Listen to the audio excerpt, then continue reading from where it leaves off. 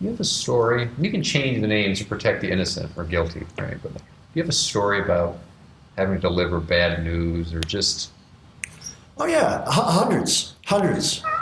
Uh, Wetlands okay. are another thing that we do here at Chazen. We have experts in wetland delineation. They can go out to the site. They can tell you if they see wetlands or if they don't. And then they have to find the line between the wetlands and the not wetlands. And then they have to put their little flags in the ground. And then we have to survey that so that on the drawing we can look and see there's wetlands. We can't go there. We can build over here, but we can't build right there.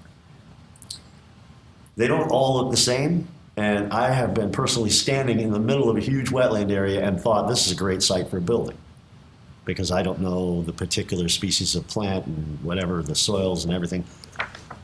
So I did have to tell on many occasions, but most recently a client, that there is this piece of area here that he wanted to be part of the development that he can't develop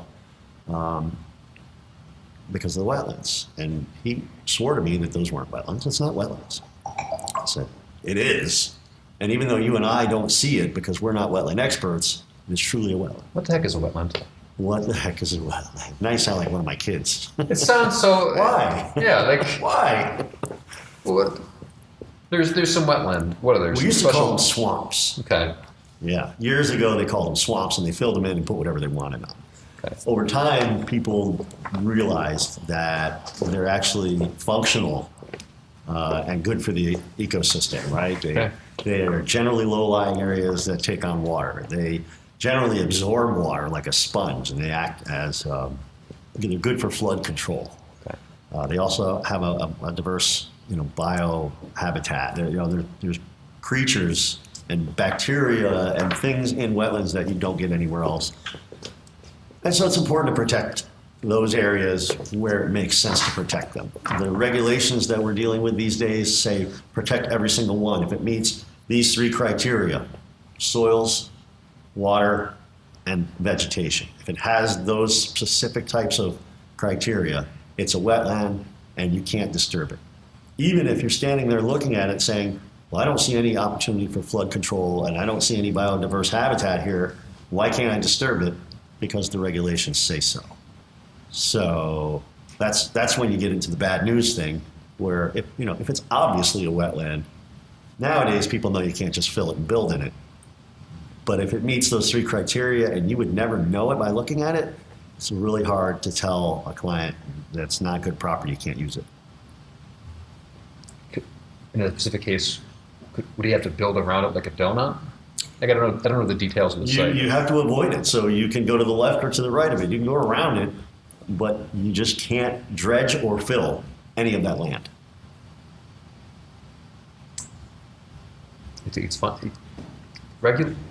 There are permits. There are ways to get permits to do that up to a certain amount. That's not my expertise, but I know that a tenth of an acre or more, you start to get regulatory involvement. U.S. Army Corps of Engineers, DEC. A tenth of an acre is not much. That's 5,000 square feet, a little over 5,000 square feet. One of the benefits of working at Chazen, a lowly structural engineer, joining a multidisciplinary firm, I had no clue if we were trying to build an elevated walkway along the Hudson River, to get from point A to point B. Gravity is not the problem. You start working with the professionals here in our permitting group, and you've got to involve these X number of stakeholders, 5, 10, 20, and everybody's got to have a say, and nobody's too inclined to say, sure, throw it up. So those are the challenges that I find here that are get in the way of or need to be navigated in a project. And then you worry about gravity later. So I'm just...